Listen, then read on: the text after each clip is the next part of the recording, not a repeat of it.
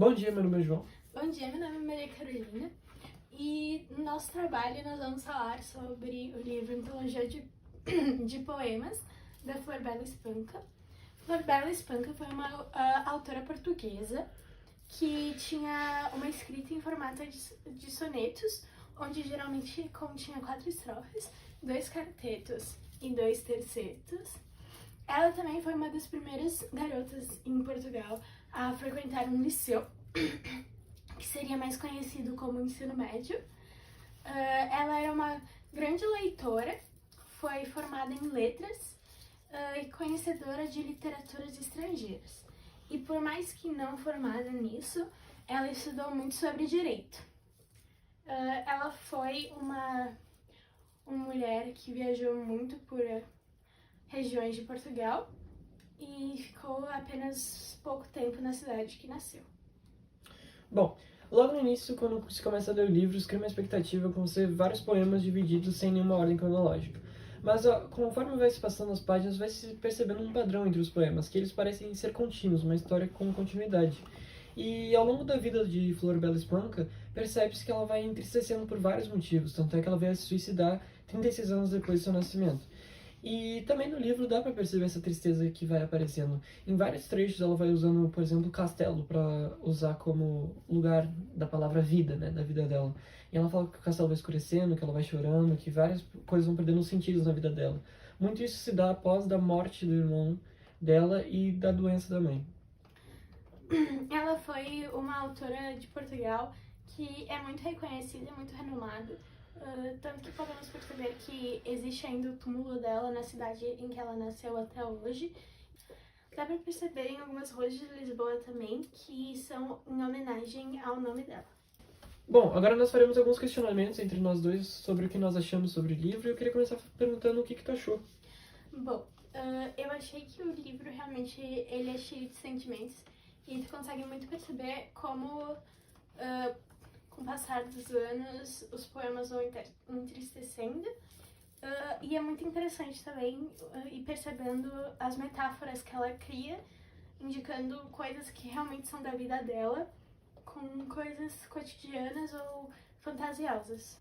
E tu, o que tu achaste? Bom, eu achei uma leitura bem rápida, bem divertida, porque por mais que sejam apenas uns poemas, e às vezes se pensa que qualquer poema poderia ser lido em qualquer ordem, dá pra perceber que sim, tem uma continuidade na história, então eu achei bem interessante perceber, porque a autora ela não economiza, tipo, nas marcas pessoais que ela impõe nos poemas. Todos os poemas dá pra perceber que é algo que a autora tá sentindo ou no momento ou na época que ela tá escrevendo.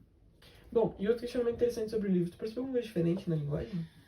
Eu acredito que a linguagem ela é muito fantasiosa e metafórica, porém, em geral, ela é bem simples.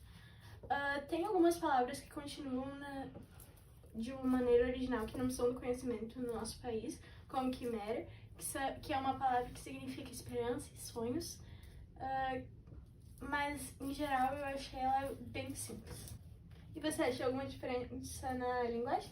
Bom, acho que eu concordo com praticamente tudo que tu disse, porque a linguagem é realmente muito simples, inclusive quimera me chamou muita atenção, porque por mais que na maioria das vezes que aparece alguma palavra diferente que do português de Portugal, que é mais comum, tipo, na maioria das vezes dá pra, pelo contexto, entender, mas quimera me fez ir atrás também. E de maneira geral, teve algum poema durante a sua leitura que te marcou, te deixou, assim, impactado?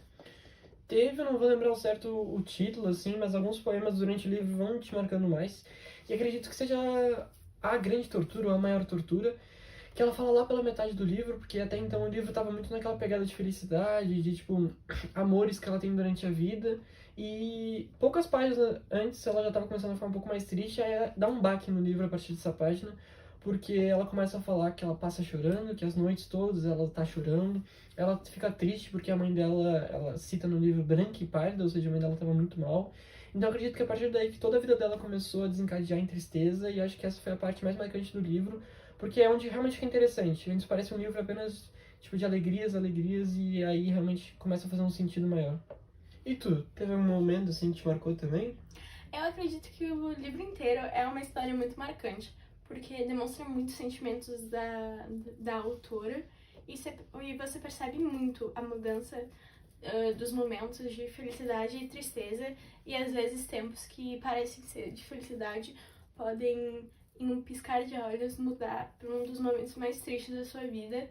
E eu acredito que isso é muito uma quebra de realidade fantasiosa e, ao mesmo tempo, muito importante para a vida das pessoas entender ou ver pessoas passando por isso, para ou não se sentirem sós ou se sentirem mais, assim, incluídos e tocados quando veem alguém dia a dia passarem sobre isso.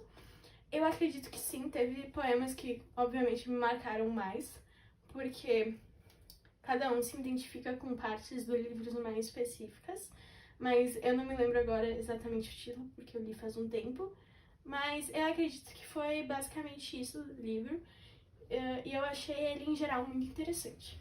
De certa forma, fica até difícil lembrar os nomes, porque realmente o livro passa essa ideia de, tipo, está acontecendo uma história. Tu não vira a página pensando que agora vai ser outra coisa, então realmente fica difícil de lembrar. Tu foca mais na Na leitura história em do si, né? poema e no contexto por trás. E, tipo, no finalzinho do um e no início do outro, né? Exato.